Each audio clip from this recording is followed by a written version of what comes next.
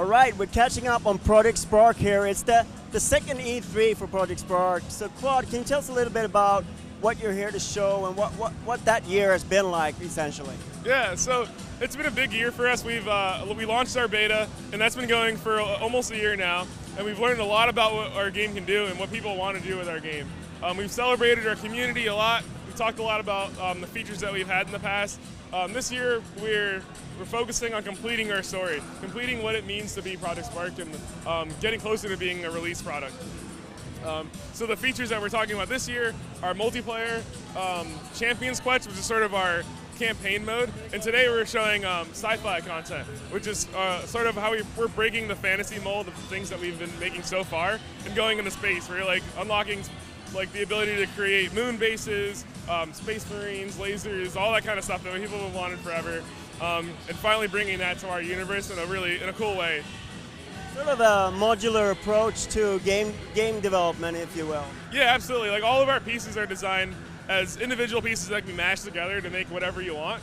And with the sci-fi pack specifically, it's sort of our first foray into making interior pieces that are designed to be able to make both like exterior props and things that you can go into and sort of weave like very complicated structures into for games like first-person shooters where corridors and line of sight really matters. And we've like experimented with it ourselves a lot, and we've been able to make some really cool stuff, and we think the community is going to be really excited about that. So multiplayer, of course, sort of a thing that you really want in a game where people can create their own thing to show their friends and interact with their friends, sort of a shared experience there. Is that the idea behind multiplayer, that you want people to share it in that way? Absolutely. Like creation is something that should be done with the group, should be done together. We think naturally, like when you're playing something with somebody and you guys have an idea, you bounce ideas off of each other. So we wanted to really have that in Sparks. It's been something that totally been missing, a missing piece of our story, which is something we're really happy about sharing today. We have both the ability to play games together multiplayer and create games together multiplayer. So we're really excited to show that. We'll be having some demos of that at our booth tomorrow. But for now, we're just showing some sci-fi stuff. Here's just kind of going over that and what that means for Project Spark. You also announced Conquer is coming into the game. Sort of I guess Rare fans are really happy about that. What's his role? Is it just this character, or are you bringing out sort of Conquer-esque content as well? Well, we're really excited about Conquer 2. We think it'll be an interesting part of Project Spark, but we're still experimenting with ways of how we bring them into our franchise in a way that like enhances it for everybody and gives everybody the tools that they need to make a cool Conquer experience.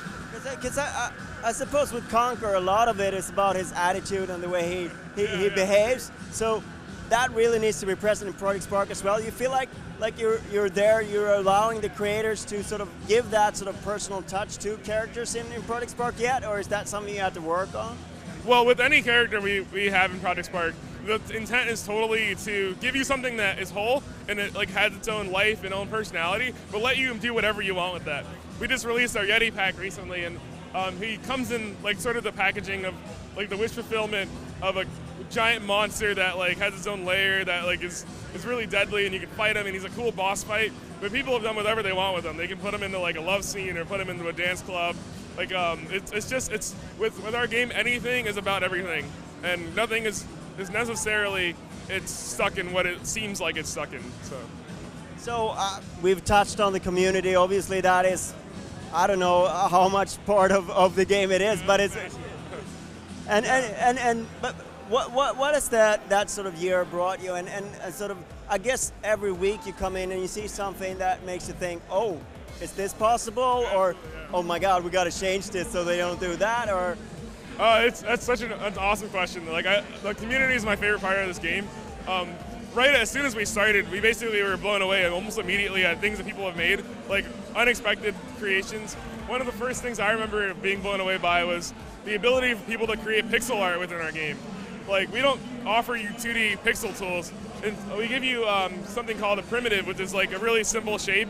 And people have taken that, given them really sharp tints, and put them together in a way that almost looks exactly like a pixel art representation. So they've made like pixel art games in Spark with our 3D assets. And it's just amazing. We've seen stuff like that. So stuff like a complete recreation of the first level of Fable 1.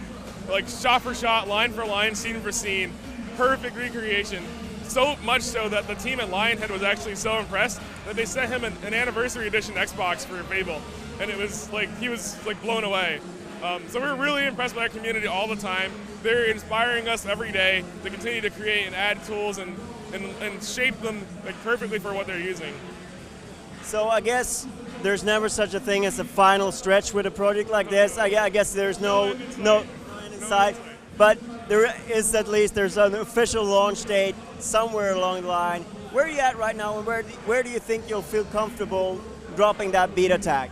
So like I said, we're getting closer to telling our complete story. So we're getting closer to being able to release soon. We're looking somewhere in fall-winter period, and like I said, we'll be having multiplayer roll out at that same time. So we can really start to see that whole experience and how the community reacts to that. And like I said, it's an ongoing thing. There's no end in sight. So removing the beta tag it doesn't really mean much for us other than that it's an invitation. Like, it's like, everybody, look, we're ready. Like, come on in and create and play. Like, this is the product for you. Yeah, I feel almost like a dinosaur asking that question because I'm so ingrained in the old boxed games industry. But I guess, hey. Well, the box has its affordances too, right? It kind of says, like, this is a complete thing. So we want to be a part of that too. Thank you so much for your time. Thank you. It's nice to meet you guys. That was awesome. I told you. So, what should our next game be? Steve's building some new mechs. Nice. How about zombie mechs? Yes, zombie mechs from space. Done. Game on.